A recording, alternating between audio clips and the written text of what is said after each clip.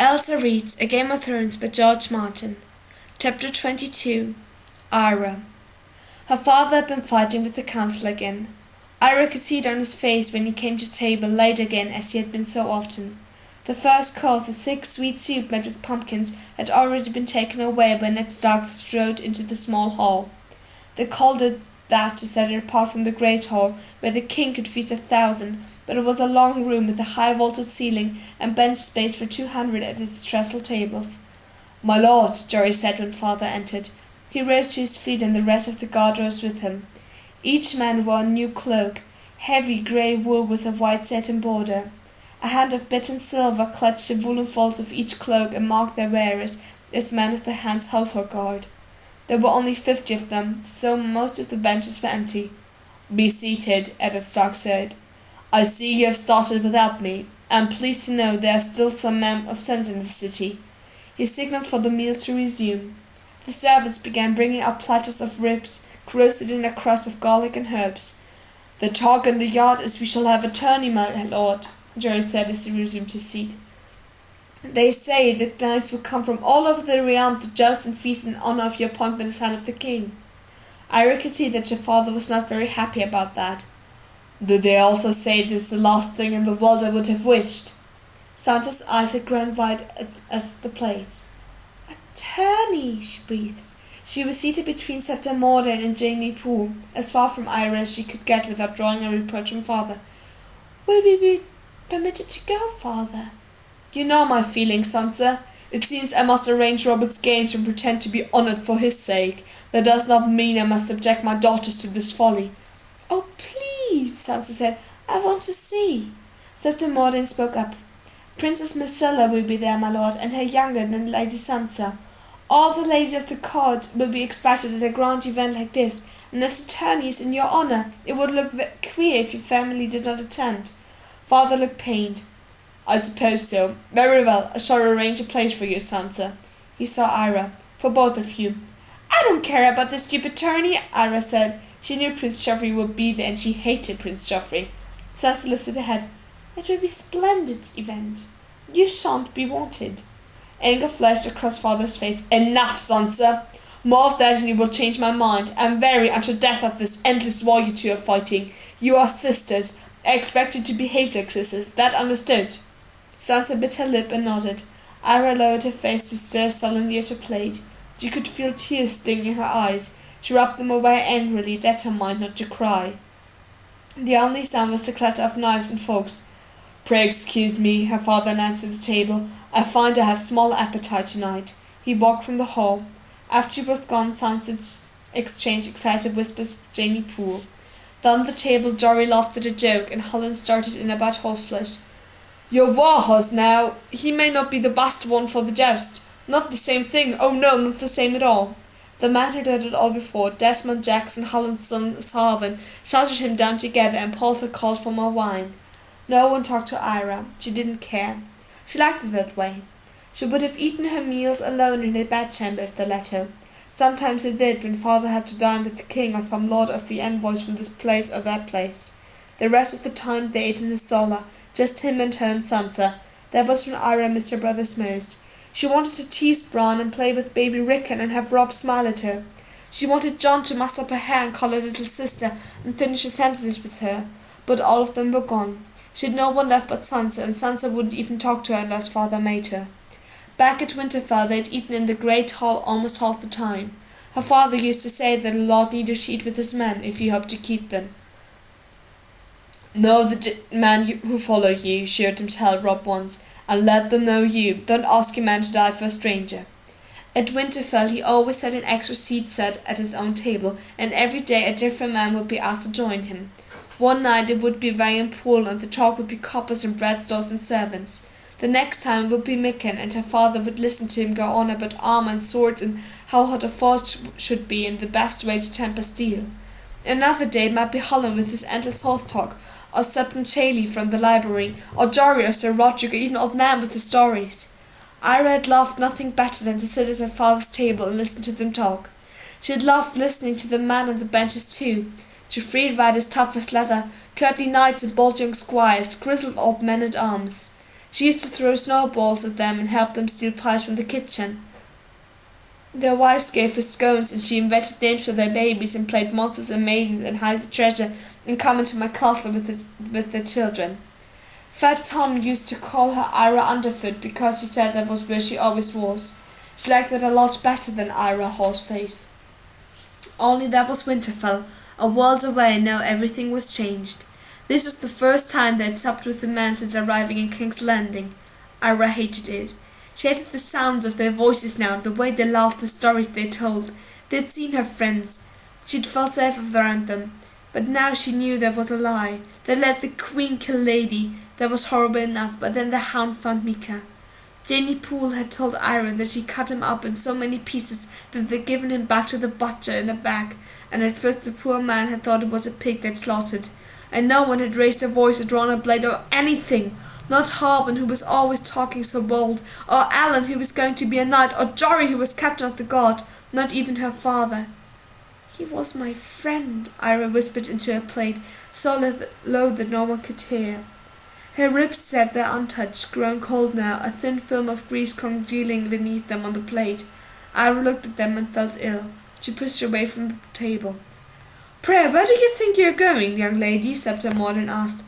"I'm not hungry," Ira found it an effort to remember her courtesies. "May I be excused, please?" she recited stiffly. "You may not," Septa said. "You have scarcely touched your food. You will sit down and clean your plate." "You clean it!" Before anyone could stop her, Ira bolted for the door as the man laughed and Septa Morden called loudly after her, her voice rising higher and higher. Fat Tom was at his post, guarding the door to the Tower of the Hand. He blinked when he saw Ira rushing toward him and heard the Septa's shouts. "Here now, little one, hold on," he started to say, reaching what Ira slipped between his legs, and then she was running up the winding tower steps, her feet hammering on the stone while Fat Tom huffed and puffed behind her. Her bedchamber was the only place that Ira liked in all of King's Landing, and the thing she liked best about it was the door, a massive slab of dark oak with black iron bands.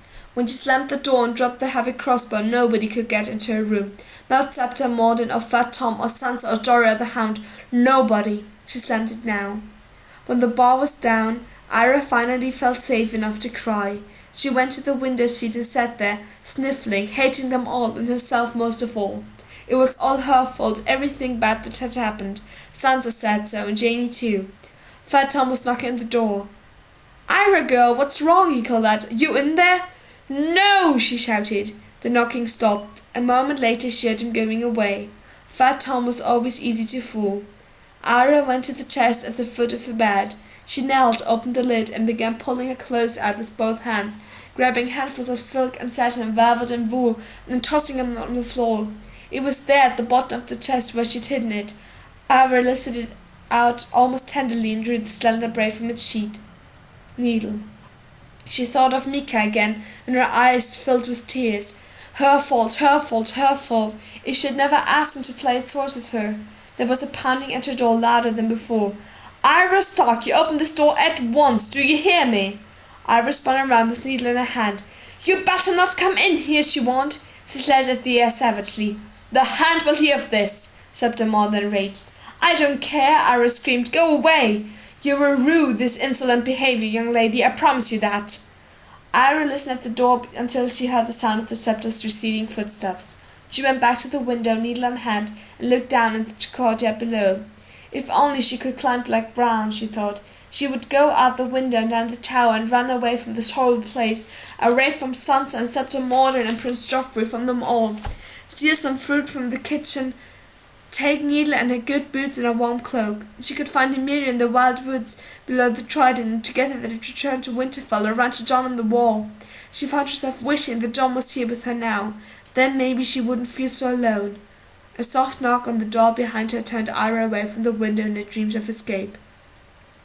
"Ira," her father's voice called out. "Open the door. We need to talk." Ira crossed the room and lifted the crossbar. Father was alone. He seemed more sad than angry. That made Ira feel even worse. "May I come in?" Ira nodded, then dropped his eyes, ashamed. Father closed the door. "Whose sword is that?" "Mine." Ira had almost forgotten the needle in her hand. "Give it to me."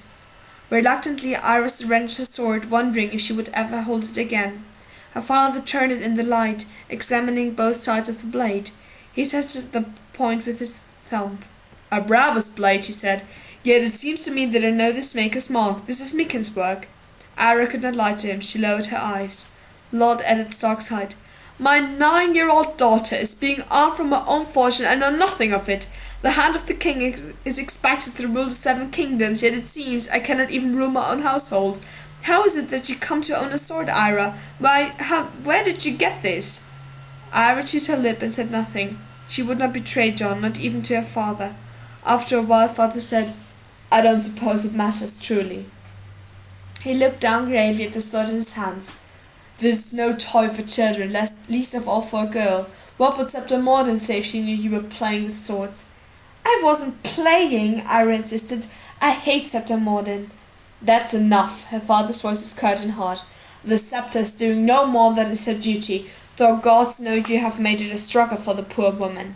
Your mother and I have charged her with the impossible task of making you a lady." "I don't want to be a lady," Arya fled. "I ought to snap this toy across my knee here and now and put an end to this nonsense." "Needle wouldn't break," Arya said defiantly, but her voice betrayed her words. "It has a name, does it?" Her father sighed. "Oh, Arya, you have wildness in you, child. The wolf blood, my father used to call it. Lyanna had a touch of it, and my brother Brandon more than a touch. It brought them both to an early grave." Arya had sadness in his voice. He did not often speak of his father, or of the brother and sister who had died before she was born. "Lyanna might have carried a sword if my lord father had allowed it. You remind me of her sometimes. You even look like her." "Lyanna was beautiful," Arya said, startled. Everybody said so. It was not a thing that was ever said of Arya. "She was," Edward Stark agreed. "Beautiful and wilful and dead before her time." He lifted the sword, held it up between them.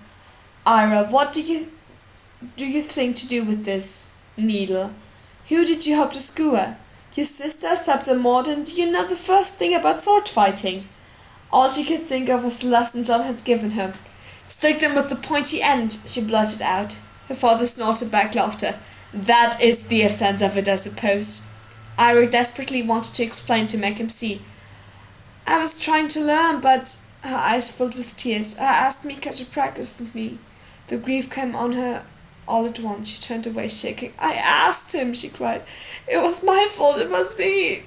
Suddenly her father's arms were around her. He held her gently as she turned to him and sobbed against his chest. "No, sweet one," he murmured. "Grieve for your friend, but never blame yourself. You did not kill the butcher's boy. That murder lies at the hound's door, him and the cruel woman he serves." "I hate them," Arya confided, red-faced, sniffling. "A hound and the queen and the king and Prince Joffrey. I hate them all. Joffrey lied. It wasn't the way he said. I hate Sansa too. She did remember. She just lied to Joffrey, so Joffrey would like her." "We all lie," her father said. "Or did you truly think I believed that Nymeria ran off?" Arya blushed guiltily. "Jory promised not to tell." "Jory kept his word," her father said with a smile. "There are some things that do not need to be told. Even a blind man could see that Wolf would never have left you willingly." "We had to throw a rock," she said miserably. "I told her to run, to go free, but that I didn't want her anymore. There were other wolves for her to play with. We heard them howling, and Jory said the woods were full of game, so she didn't have deer to hunt. Only she kept following, and finally we had to throw rocks. I had her twice. She went and looked at me, and I felt so ashamed, but I was right, wasn't it? The queen would have killed her." "It was right," her father said, "and even the lie was not without honour." He put Needle aside when he went to Arya to embrace her, and I took the blade up again and walked to the window, where he stood for a moment, looking out across the courtyard. When he turned back, his eyes were thoughtful. He seated himself on the window seat, Needle across his lap. "Arya, sit down. I need to try and explain some things to you." She perched anxiously on the edge of her bed. "You are too young to be burdened with all my cares," he told her. "But you are also a Stark of Winterfell. You know our words." "Winter is coming," Arya whispered. "The hard, cruel times," her father said. "We tasted them on the Trident, child, and when Bran fell. You were born in the long summer, sweet one. You've never known anything else, but now the winter is truly coming. Remember the sigil of our house, Arya." "The dire wolf," she said, thinking of Nymeria. She jacked her knees against her chest, suddenly afraid. Let me tell you something about wolves, child. When the snows fall and the wide wind blows, the lone wolf dies but the pack survives. Summer is the time for squabbles. In winter we must protect one another, keep each other warm, share our strengths. So if you must hate Arya, hate those who would truly do us harm. Sister Mordane is a good woman, and Sansa is your sister. You may be as different as the sun and the moon, but the same blood flows through both your hearts. You need her as she needs you, and I need both of you, God help me. He sounded so tired that it made Arya sad. I don't hate Sansa, she told him, not truly. It was only half a lie. I do not mean to frighten you, but neither will I lie to you. We have come to a dark, dangerous place, child. This is not Winterfell. We have enemies who mean us ill. We cannot fight a war among ourselves.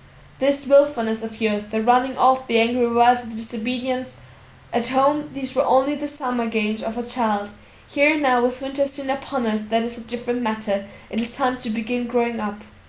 I will, Arya vowed. She had never loved him so much as she did in that instant. I can be strong too. I can be as strong as Robb. He held needle out to her hilt first. Here. She looked at the sword with wonder in her eyes. For a moment she was afraid to touch it, afraid that if she reached for it, it would be snatched away again. But then her father said, Go on, it's yours. And she took it in her hand.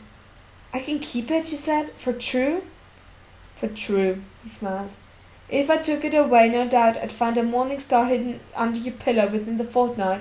Try not to stab your sister, whatever the provocation. I won't, I promise. Arya clutched needle tighter to her chest as her father took his leave. The next morning, as they broke their fast, she apologized to Septa Mordane, and she asked for a pardon. The Septa peered at her suspiciously, but father nodded. 3 days later, at midday, her father's steward, Vay and Poole, sent Arya to the small hall. The trestle tables had been dismantled and the benches shoved against the walls. The hall seemed empty until an unfamiliar voice said, You're late, boy. A slight man with a bald head and a great beak of a nose stepped out of the shadows, holding a pair of slender wooden swords. Tomorrow you will be here at midday. He had an accent, the lilt of the free cities, Bravos perhaps, a mere. Who are you? Arya asked. I am your dancing master. He tossed her one of the wooden blades. She grabbed for it, missed, and heard it clatter to the floor. Tomorrow you will catch it. Now pick it up. It was not just a stake, but a true wooden sword, complete with grip and guard and pommel. Arya picked it up and clutched it nervously with both hands, holding it out in front of her. It was heavier than it looked, much heavier than needle.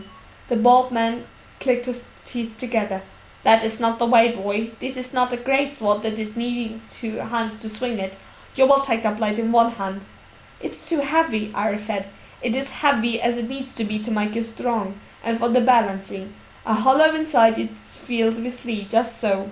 1 hand now is all that is needing. Arya took her right hand off the grip and whipped her sweaty palm in her pants. She had the sword in her left hand. He seemed to approve. The left is good. All is reversed. It will make your enemies more awkward. Now you're standing wrong. Turn your body side face. Yes, so. You're skinny as the shaft of a spear, do you know? That is good too. The target is smaller. Now the grip. Let me see. He moved closer and peered at her hand, prying her fingers apart, rearranging them. Just so, yes. Do not squeeze it so tight. No, the grip must be delicate. What if I drop it? Arya said. The steel must be part of your arm, the bald man told her. Can you drop part of your arm? No. 9 years Syria Forel was first heard to the seal of Bravos. He knows these things. Listen to him, boy. It was the 3rd time he had called her boy. I'm a girl, Arya objected. Boy, girl, Syria Forel said. You're a sword, that is all. He clicked his teeth together. Just so, that is the grip. You're not holding a battle axe, you're holding a needle, Arya finished for him fiercely. Just so. Now we will begin this dance. Remember, child, this is not the iron dance of Westeros we are learning. The knight's dance, hacking and hammering, no. This is the Bravos dance, the water dance, swift and sudden. All men are made of water, do you know this? When you pierce them, the water leaks out and they die. He took a step backward, raised his own wooden blade. Now you will try to strike me. Arya tried to strike him. She tried for 4 hours until every muscle in her body was sore and aching, while Syria Forel clicked his teeth together and told her what to do. The next day their real work began.